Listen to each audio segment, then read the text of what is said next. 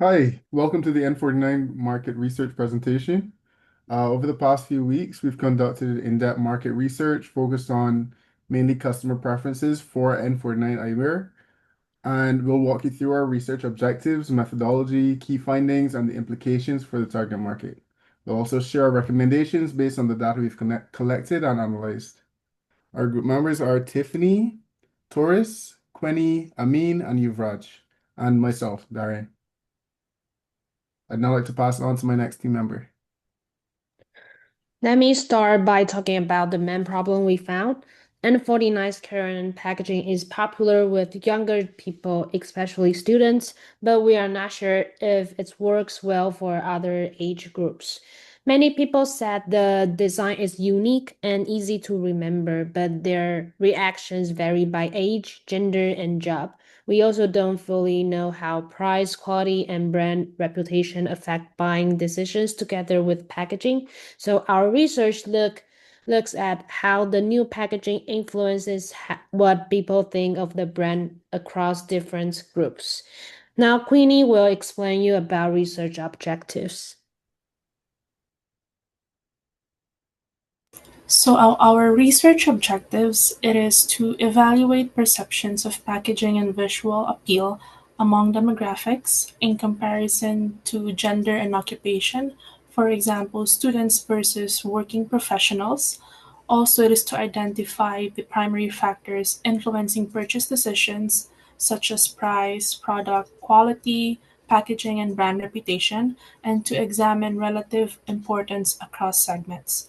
Moreover, it is to generate strategic recommendations for refining packaging design and marketing messages to maximize brand engagement and purchase intent within the target market. So now I pass it to Tiffany.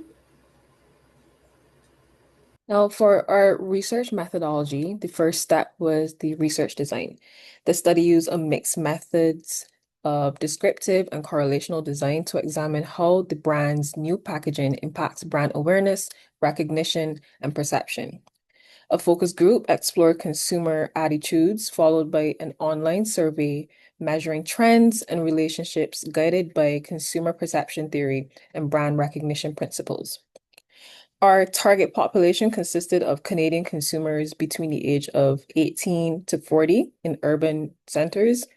The focus was on segments such as post-secondary students, early career professionals, and mid-level workers who are brand conscious, design aware, and active online.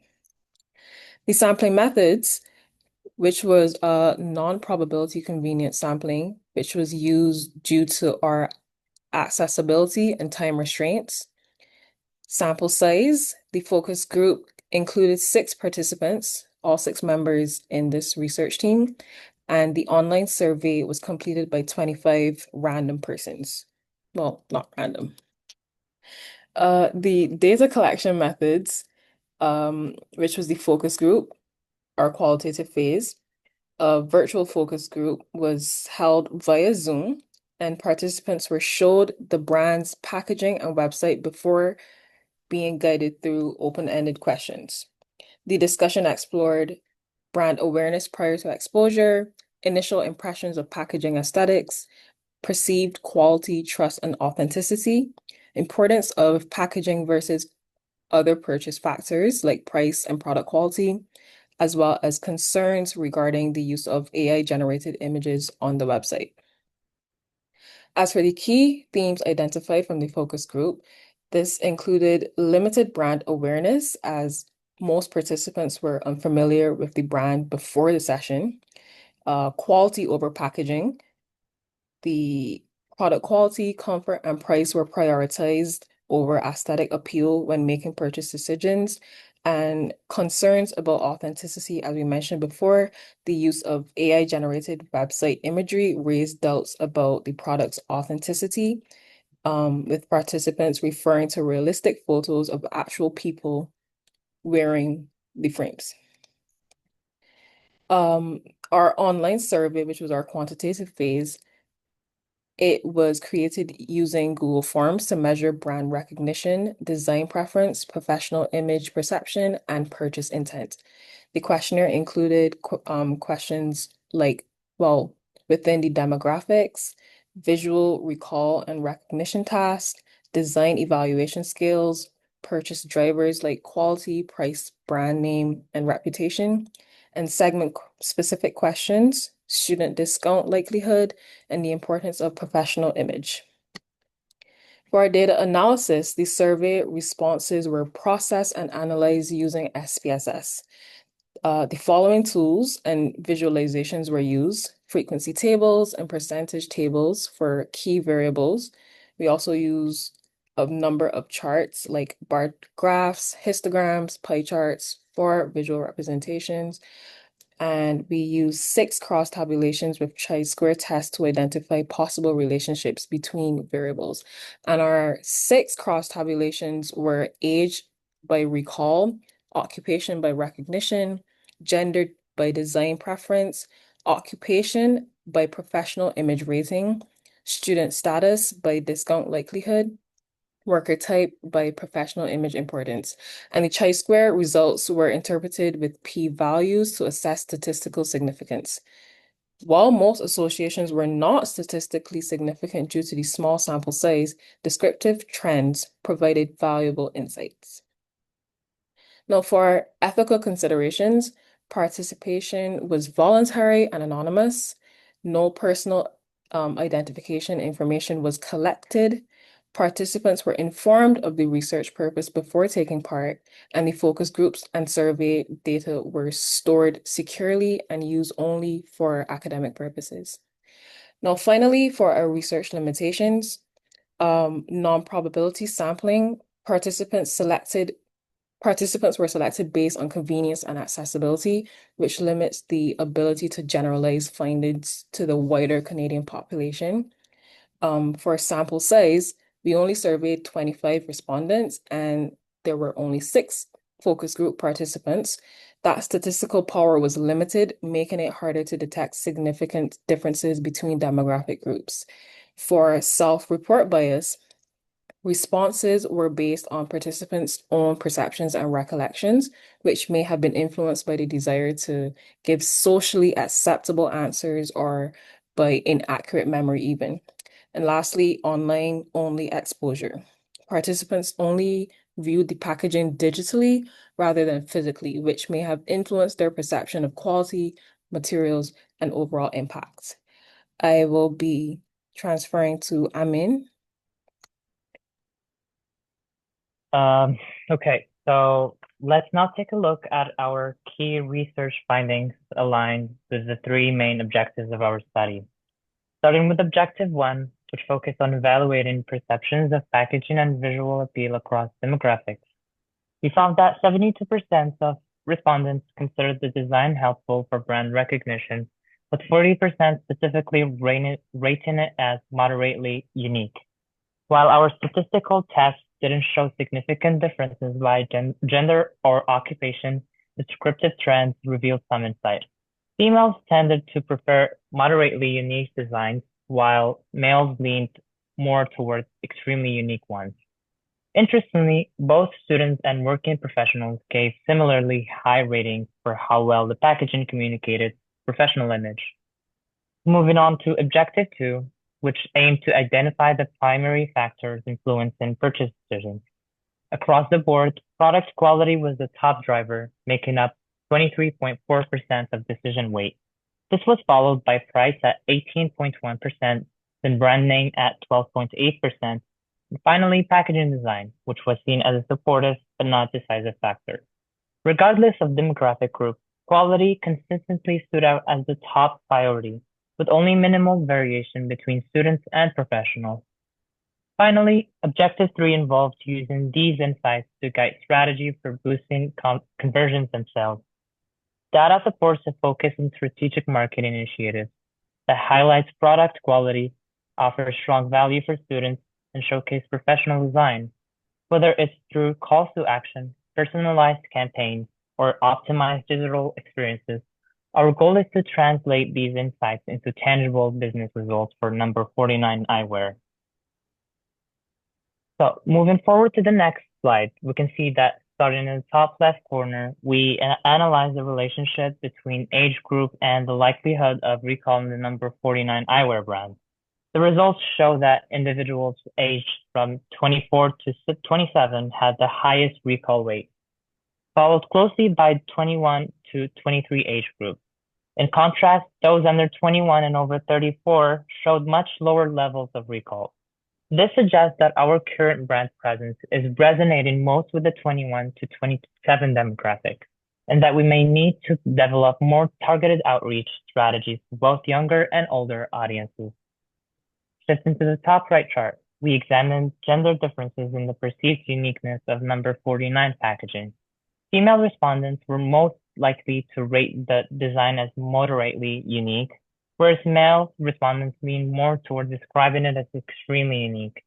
This aligns with earlier findings from our survey and supports the idea that while design preferences differ slightly by gender, both groups still engage with the visual identity of the brand in a meaningful way. Rather than creating entirely separate packaging styles, we could use this insight to inform more targeted visuals and messaging in our ads. In the bottom left, we explored how occupation status relates to the perceived importance of eyewear branding for projecting a professional image. Interestingly, again, students and full-time professionals rated this factor similarly high, with students even placing slightly more emphasis on it. This shows that for many young people, especially those preparing to enter the workforce, eyewear is not just about vision, but also about image and credibility. Finally, in the bottom right, we looked at how occupation status influences purchase decisions. Across all segments, product quality stood out as the most important factor. Price followed closely behind, particularly among students who appeared more price sensitive.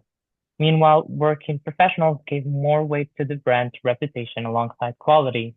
Overall, these patterns reinforce the idea that while affordability matters, the perception of quality is what truly drives purchase intent across all groups. Together, these visuals analysis give us a deeper understanding of our audience segments and how to better align our brand messaging with their expectations. I would now like to add on to my teammates and recommend something that the N49 brand needs to do right now. They need to target more on students now, and they should do it directly. They should include some student discount, maybe give some stuff out to school ambassadors. And because students are their biggest and most responsive groups, I think they also need to leverage their packaging. They need to do a more recognizable brand on social media and retail their brands to a different and stronger brand recall to make it possible for people to remember it for a long period of time. I think they also need to style for young professionals. They should market their frames for interviews, for classes, or for people who want a career ready look. They can also personalize by gender traits, making extremely unique womanly or manly frames, which are really a trend right now. They can also highlight quality over everything because that's what they stand for. They can make their frames more comfortable, durable, and can increase their clarity, which can add on to their quality and gonna bring on more buyers and gonna keep their buyers for a long period of time. And I think they need to embrace their inclusive branding. They need to show how they are diverse because they are not just for office workers, right? They're for creatives, freelancers, and everything else that the young professionals need right now. Now I would like to give this to my teammates who are gonna give a conclusion and ask you some questions. Thanks. About conclusion, N49's new packaging helps with brand recognition, but overall awareness is still low. Students and young professionals like the brand, but they care more about quality and the professional look than just the packaging. So to group, N49 should build more like online visibility, show off its quality, and tailor marketing to its main audiences. It's also key to build trust by being more real and sharing honest customer stories. And let's move on to the Q&A section. Fantastic. Okay, so I have a few questions for you guys. Feel free to answer. The first question I want to ask is, given that brand awareness is low, despite strong packaging recognition, what marketing channels or strategies do you think would be most effective for reaching audiences beyond the student demographic? I can take that one. So, in my opinion, to reach audiences beyond the student demographic, N49 should expand to a broader audiences that requires more diverse approach. For example, pop-up retail events or in collaboration with local boutiques or optical shops. It can increase brand exposure and allow potential buyers to physically experience the product. Also, to target digital advertising on platforms like Instagram or Facebook, and interest based targeting for health conscious professionals and for outdoor enthusiasts can extend reach. So, due to this, by diversifying channels while staying consistent in visual identity and messaging, N49 can effectively build awareness across demographics. I agree. Awesome. Yeah, I agree with that.